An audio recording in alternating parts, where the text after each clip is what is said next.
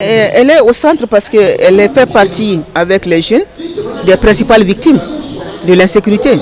Lorsque les hommes sont tués, sont obligés de partir et laissent les enfants, les femmes et les enfants et les vieilles personnes, qui s'en occupent?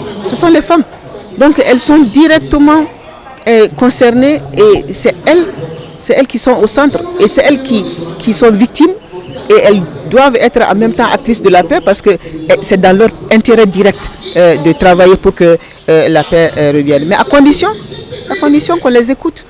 Lorsqu'on fait des rencontres, quelle est la participation des femmes au niveau du terrain? Quelle est la participation des femmes? C'est une question qu'on se pose.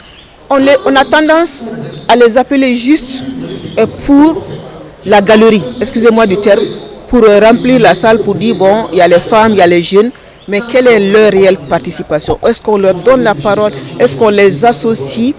Est-ce qu'on les implique? Elles se sont plaintes. Les femmes, elles ont déclaré, je me rappelle, que quand on met en place les comités de réforme de la sécurité et que les femmes ne sont pas là-dedans, elles ne sont pas d'accord. J'ai entendu les femmes se plaindre de cela. Ça, c'est au niveau même national, mais au niveau même de la base, depuis les communes jusqu'au cercle au niveau région, chaque initiative prise dans ce domaine-là doit impliquer réellement les femmes, pas seulement faire de la figuration.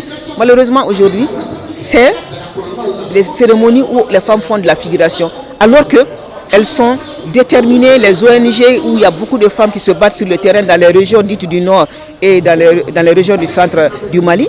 Les associations de femmes, les ONG, sont très très actives et font tout pour soulager les souffrances des populations.